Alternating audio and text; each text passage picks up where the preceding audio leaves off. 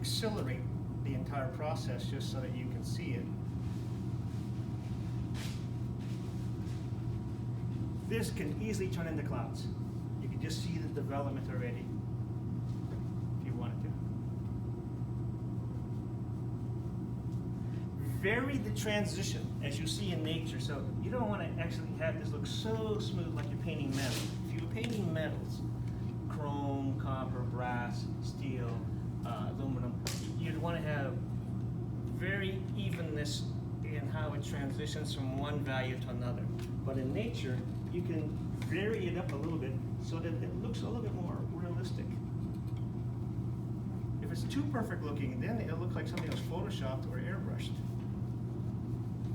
But you can do it if you want to. Now I'm just basically using a wash, so more water, and I'm just bringing down this particular blue a little further.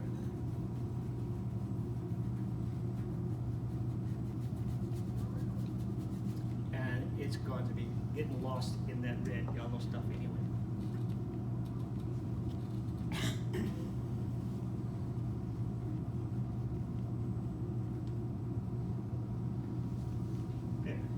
Blocking a couple of potential clouds that will be sunset affected.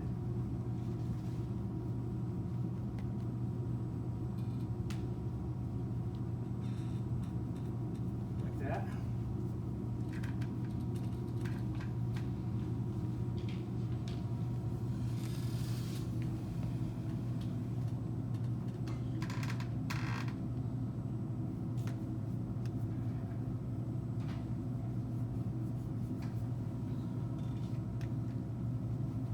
There's a very young, talented painter out there who does outstanding paintings, illustrations, and murals.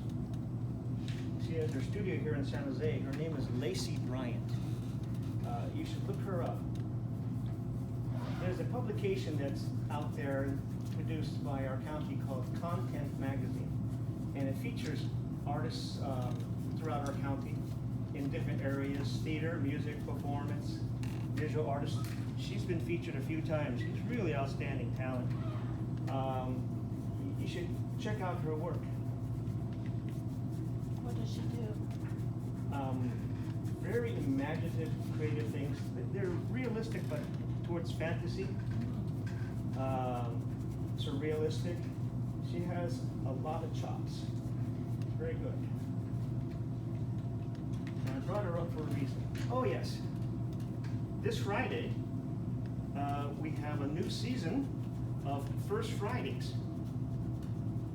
So every year in downtown San Jose, all the galleries are open, non-profit and profit, small to large, and they have music, they have live performances.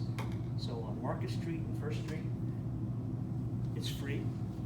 I mean, it's safe, so I highly recommend it. If you've never done that and you want to get a pulse of the arts in our community, I would go there.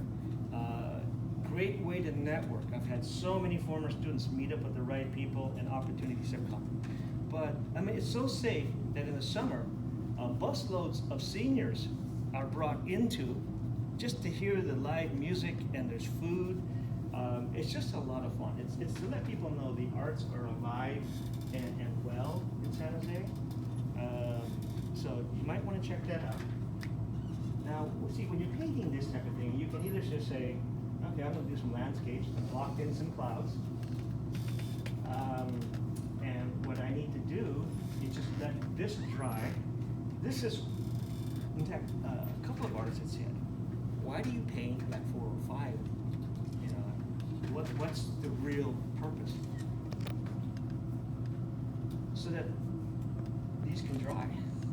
If I were to try to put that red, orange, and white right now, it will blend with this, and I would end up with something kind of greenish. So I actually have to let the acrylic dry. So this particular technique to get those 3 paintings up there, put in this guy first, and then the red, orange, and white I paint right about here, like that. So I will go with like cadmium red light, which is orangish red. I'll start with that, and then I'd add some white maybe, or some yellow, get it down to there, and then go to white, and just let it be rough like this. Then I put the landscape, or the clouds. They're pretty much the same colors. And then I block in just the colors you see there. The colors that are in the clouds are my dark red, my alizarin crimson, my dark blue, dark green. So I don't use black or brown. So I use the darker colors, the darker shades of green, blue, and reds, burgundy. And you see the burgundy is the purplish quality on the edge. It looks really flat until I start putting in the little bits of gold and orange on the underside of the cloud. That gives it a sense of spatial depth. And then on the land, I do the same thing. The land earth is pretty dry. You can see the three different ones. The smallest one on the far right, it's just like a silhouette of earth. And the other two along the horizon, I introduce a little bit of light quality, so it just feels like it's not, the sun hasn't set as deeply. But the underneath of the clouds, that's what gives this quality of the sunrise or the sunset. And you notice right at the edge, at the very edge of the cloud to the golden orange, the edge of the cloud is not a harsh outline, it's soft. I soften this. And as you get close, you can see where I actually put kind of a rusty reddish orange right on the edge. Because you don't want it to look like you cut it out of a piece of paper and just stuck it up there. So you saw edging, interior edging, exterior edging is so important in making your painting more convincing in what you want to do. And in some cases you want a hard edge, in other cases you want maybe a softer edge that's blended. And that's what I was trying to demonstrate the other evening with the landscapes. Is right where the sky meets the earth. If the line is too crisp and dark, it can look like somebody cut out the landscape from another painting and just glued it onto the sky. The edge can be too sharp. And sometimes in nature, that happens. Okay. Now see, if this was oil, there's no way. You would build this up in slow washes. But this seems dry enough to the touch, we'll give it a shot. Now tonight's demo has been made possible by Round Table Pizza, and we had a party at the end of last semester.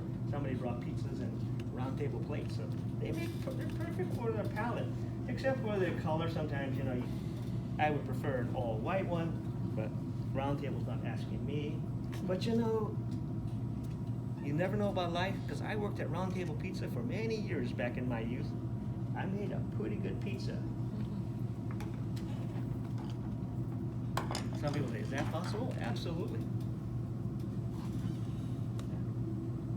Okay, so what I'm going to do is get another plate out here. Now see, the cadmium red light is a reddish orange. It's a beautiful color red. You can't make this red by buying cadmium red middle or dark and adding white or yellow to it. You cannot get this particular hue. You can make cadmium red light like other reds. So in acrylic, it doesn't matter. The prices are very similar. But if it was oil paint, and especially watercolor, a small tube of cadmium red light, about that big, probably costs you $30, $50, maybe more. It's a beautiful color. So let's say I'm going to start with that, and then I'm going to move into my yellows, and then into white right after that. I'm using a number 8 Daniel Smith filbert here. So maybe if Daniel Smith sees one of these videos, they'll send me some free brushes.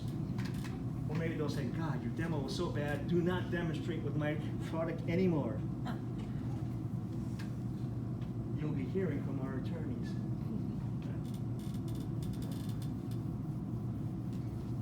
Now, when you're painting on a darker surface, you know, your color may look very intense bright, but see how much darker it is.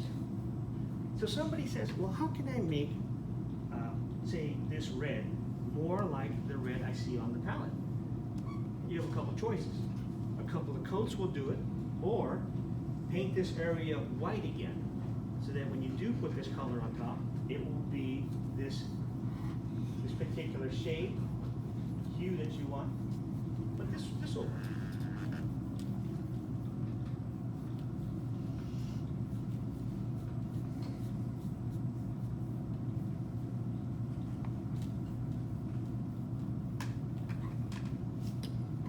I'm using a bristle again. Again, I have a rough surface.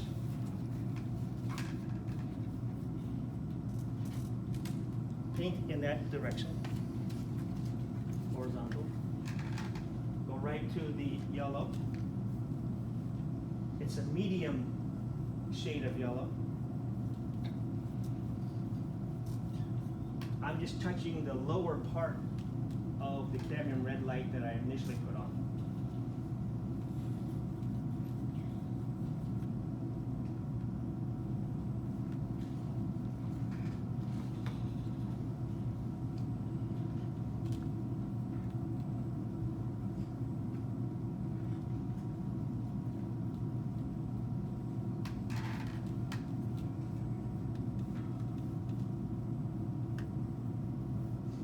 Don't take this particular color further up.